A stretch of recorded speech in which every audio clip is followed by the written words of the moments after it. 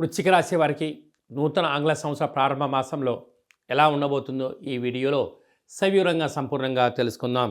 వృశ్చిక రాశిలో ఏ నక్షత్రాలు వస్తాయి అనగా విశాఖ నక్షత్రంలోని చివరి పాదం నాలుగో పాదము, అనురాధ నక్షత్రంలో 4 పాదాలు, జ్యేష్ఠ నక్షత్రం 4 పాదాలు కలిపితే వృశ్చిక రాశి అవ్వడం జరుగుతుంది.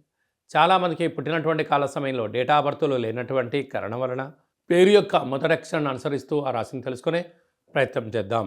తో, నా, నీ, ను, నే, నో, యా, ఈ, యు అక్షరాల వారందరూ వృశ్చిక రాశి జాతకులే. వృశ్చిక రాశి యొక్క అధిపతి కుజ భగవానుడు. వీరికి ఆంగ్ల సంవత్సర ప్రారంభకాల సమయంలో 2వ స్థానంలో బుధాదిత్య రాజయోగం ఉండడం వలన ప్రభుత్వ ఉద్యోగ ప్రయత్నం చేసేవారికి చాలా మంచి కాలము. ప్రభుత్వ ఉద్యోగులు చేస్తున్న వారికి ప్రమోషన్స్, మీరు ఏ ప్రాంతం నుంచి అనుకుంటారో ఆ ప్రాంతానికి ట్రాన్స్ఫర్ అవ్వడము, డబ్బులు, లావాదేవీలు, ప్రభుత్వ అధికారాలు, హోదా వృశ్చిక రాశి వారికి అన్నింటా వెన్నపెట్టిన విద్య అని చెప్పి కూడా గమనించాలి. అర్ధాష్టమ శుక్రుడు, అర్ధాష్టమ శని కారణం వలన మీ జన్మ నక్షత్రం రోజున పూర్ణిమ, అష్టమి, అమావాస్య తిథుల యందున దూరావాయు జల ప్రయాణాలు పెట్టుకోవద్దు. యంత్రాలతో, ఆయుధాలతో యుద్ధం పనికిరాదు.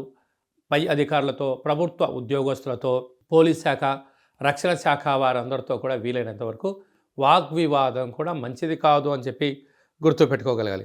పంచమ స్థానంలో రాహు సంచార స్థితి ఉండడం వలన నూతనంగా వివాహమైన వారికి పుత్రిక సంతాన యోగము, పిల్లల యొక్క చదువులు, పిల్లల యొక్క అభివృద్ధిలో వృశ్చిక రాశి వారు ముందు వరుసలో విజయం మీ సొంతం అవుతుందని చెప్పి కూడా గుర్తుపెట్టుకోగలేదు. సప్తమంలో గురువు వివాహ ప్రయత్నం కలిసి రావడం, నూతన గృహాలు, బంగారాభరణాలు, షేర్లు, క్రయ విక్రయాలు వీరి సొంతం కాబోతున్నాయని చెప్పి కూడా గుర్తుపెట్టుకోగలగాలి.